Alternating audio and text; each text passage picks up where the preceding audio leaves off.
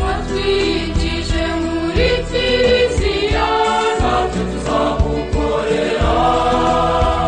Amahoro bana b'Imana, nimuze tujye mu kiliziya Yezu dukize kuri wa kabiri tariki 16 Gashyantare 2021. Isomo rya mbere niryo mu gitabo cy'intangiriro umutwe wa 6 umurongo wa 5 kugeza ku wa 8 n'umutwe wa 7 umurongo wa 1 kugeza ku wa 5 n'umurongo wa 10.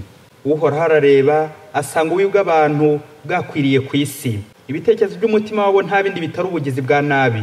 Uhoraho yicuza kuba yarashyize umuntu ku isi maze arababara mu mutima we, niko kuvuga ati ngiye gutsemba ku isi abantu naremye, kandi hamwe nabo nzatsemba amatungo n'ibikoko ndetse n'ibiguruka mu kirere, kuko nicuza icyatumye mbirema. Nowa ariko agira ubutoni mu maso y'Uhoraho.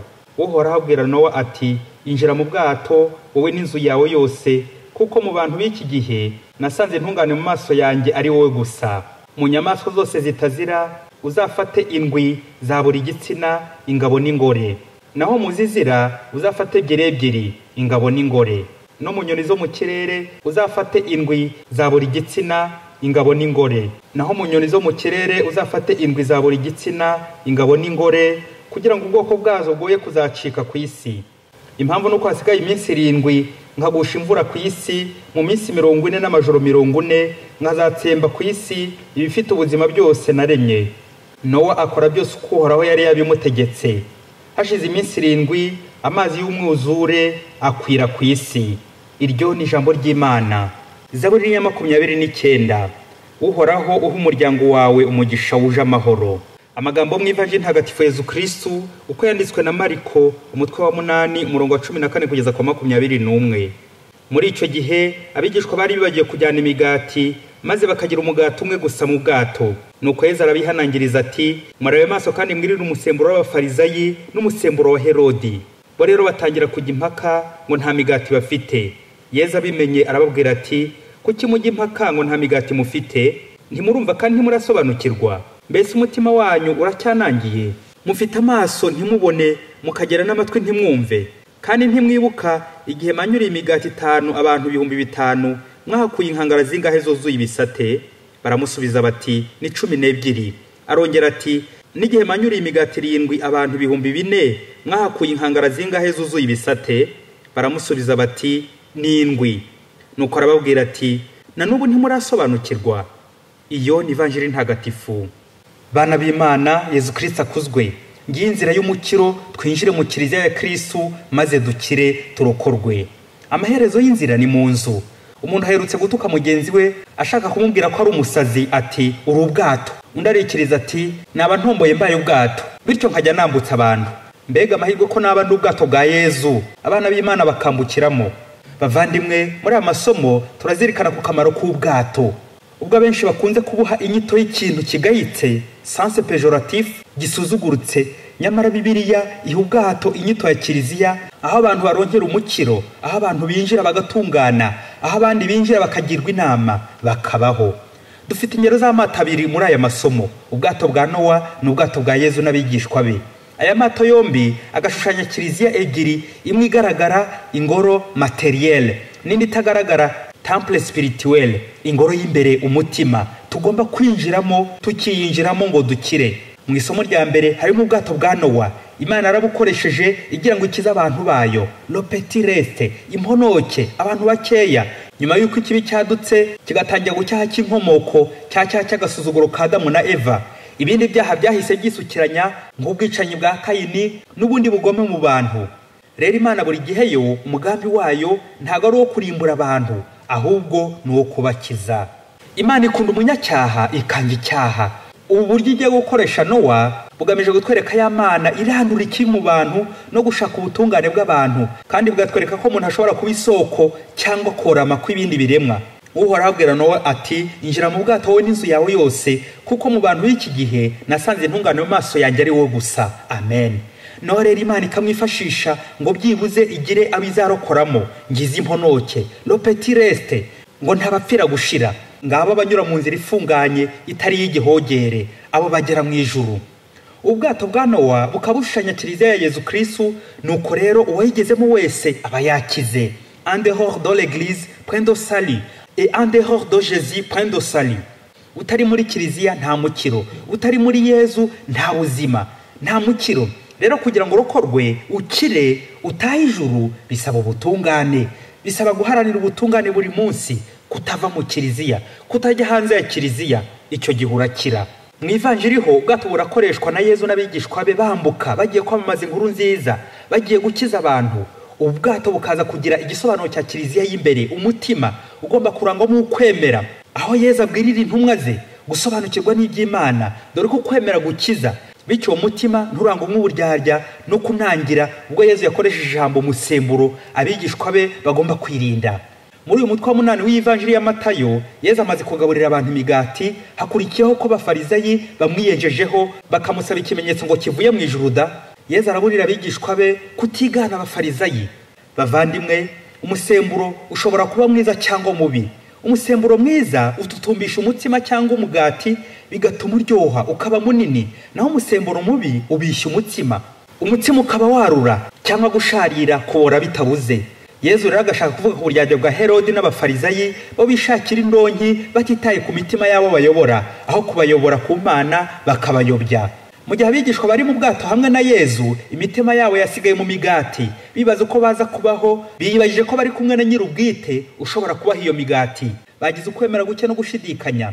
Muri Bibiliya y'Ikinyarwanda, Yezu arababaza ibibazo 7 agira ngo bave ku isoko ry'imigati boulangerie berekeze ku isoko Eucharistia communion. Yezu utanga umugati w'ubuzima. Arashaka ko batamera nk'aho umwana bereka inyenyeri mu kirere, aho kuyireba agakomeza yirebera urutoki ruyimwereka. Baba we, natwe abavandimwe muri ibibazo 7 tugomba gushakira ibisubizo 7, nk'uko umubare 7 mu Giheburayi Zayin uvuga intwaro, intambara y'ubutungane, ikintu cyuzuye ubutungane. Ubwato bwerekeza kuri Yezu, ubundi ugakira.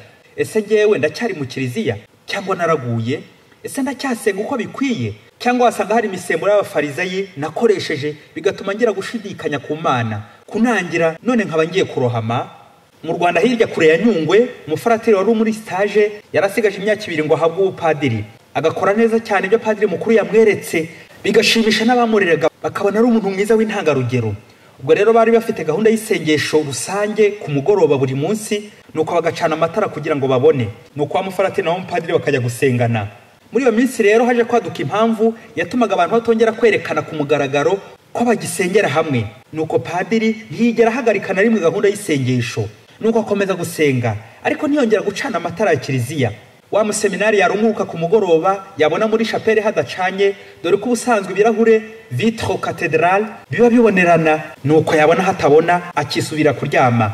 Umwaka urinda ushira atongeye gukandagira muri ya chapelle ngo agiye gusenga, ahubwo akajya hamagara abagenzi be bandi ati, yewe ba padiri ba hano covid yarabakanze yarabahabuye ntiba nagisenga, ngo yatangiye guca imanza. Nuko umwaka urangiye wa museminari abaza padiri impamvu batagisenga, ngo baramubihirije bamubuza kwegera Imana. Padiri aramubwira ati, nyamara sindasiba n'umunsi n'umwe muri chapelle kuri gahunda y'isengesho rusange twihaye, la prière communautaire. Umuseminari ati, nabonaga hadacanye nkagira ngo mwatinye covid. Baba we. Nuko padiri aramusubiza ati, iyo utaramenyera ugifite ukwemera guke winjira mu kiliziya ugacana, ariko iyo umaze kugira ukwemera si ngombwa kongera gucana kuko umurikiwe na Yezu. Amen. Wa museminari isoni ziramubumba uburyo amaze umwaka wose adakandagira mu kiliziya. Nuko padiri aramubwira ati, utangiye ucyo utibwiriza gusenga ukiri mu irerero nk'uko, birumvikana ko numara kuba umurezi ntiwazonya no gukora ikimenyetso cy'umusaraba. Babyeyi, hari abihaye Imana benshi, abapadiri, abafurere, ababikira, bamwe bajya mu kiliziya kubera ko ari itegeko ry'urugo, abandi bakaba bamana n'umwaka badakandagira aho basengera, ngubwo abandi batagiyeyo nanjye sinjyayo. Baba we. Bavandimwe, abamenyere kugenda mu bwato hari ubwo bwuzura amazi ukaba wanarohama yewe. Bisaba rero kuba maso no kugenda upakurura ayo mazi hato utaza kurohama. None se umuvandimwe wasanga ugiye kurohama kubera ubwato bwawe ugiye kurengwa n'amazi? Hari abantu bamwe bibaje ibibazo bati, ngubwo se covid nirangira kiliziya zizongera kuzura abantu koko? Muvandimwe, Imana ntabwo ishaka ingwiza murongo, banyamungiyo bigiye, abagendera ku bandi, abacumbagira mu kwemera, ahubwo ishimishwa na lopetirese, imponoke nk'abanowa. Ese ngewe muri iyi covid naba n'imponoke cyangwa nitwaje ko bavuze ko kiliziya zifunze ngo gusenga bivuyeho? Baba we, wasanga ni muri babahakanyi bemeza ko umuntu yabaho adasenga bigakunda. Kubaho yabaho ariko akabaho nabi. Gupfa umuntu ahagaze birashoboka. ese ngewe hari uburyo nahinduye bw'imisengere muri iki gihe cya covid? Bavandimwe, mu mateka yo gucungurwa kwa muntu niyo habagaho ibiza, ijyanwa bunyago, Imana yakoraga uko ishoboye kose ntihabure le petit reste d'Israël, imponoke bake basigara batunganiye Imana bagakomeza abandi. Rero kwirirwa igihe wibanda ku muntu n'abasigara mu kiziya mu nyuma ya covid, uko nukwemera guke gushidikanya. Igihe kirageze babyeyi ngo tuve mu gihururu, ubukristo bw'ikivunge. Burya n'abavuga ngo bafunze kiliziya ntukabatera ibuye, kuko na Kayifa yigeze ahanura ko ikiruta ari uko umwe yapfira imbaga ahanura ibya Yezu, kandi yari mu bamuciraga urubanza. Ko bavuga ngo kiliziya zirafunze ugacika intege mu kwemera, ntago ari byo, kuko kiliziya ubwayo ntawayifunga ngo ayishobore. Ni institution imano divine, ni y'abantu ariko ni y'Imana mbere ya byose, ni ya Yezu. Ahubwo n'uburyo bw'umwihariko nyine muri igihe cya covid bwo gusuzuma ubukristo bwanjye, koko niyo bitari kugendera mu kigare ku bandi, bityo nanjye nkaba najya mu basigara bake, nubwo abandi bazadohoka bagahakana muri covid na nyuma yayo. Wowe muvandimwe, ntuzave mu bwato bwa Yezu, ntunangire umutima. Ndasoreza ku magambo y'Ivanjili ya Yohani umutwe wa 4 murongo 23 no 24. Yezu yereka umugore wo kuri Samariya ingoro nyagomba gusengeramo, ko agomba kuva ku isoko y'amazi y'umugezi akerekeza kuri Yezu we soko y'ubuzima. Ati, igihe kiregereje ndetse ngiki cyageze, maze abasenga by'ukuri bakazasengana Imana umutima utaryarya, kuko abayisenga batyo ari b'Imana Data yikundira. Imana ni roho, bityo abayisenga bajya bayisenga by'ukuri bayobowe na roho. Amen. Padiri Masumbuko Ladislas wa Diocese ya Cyangugu.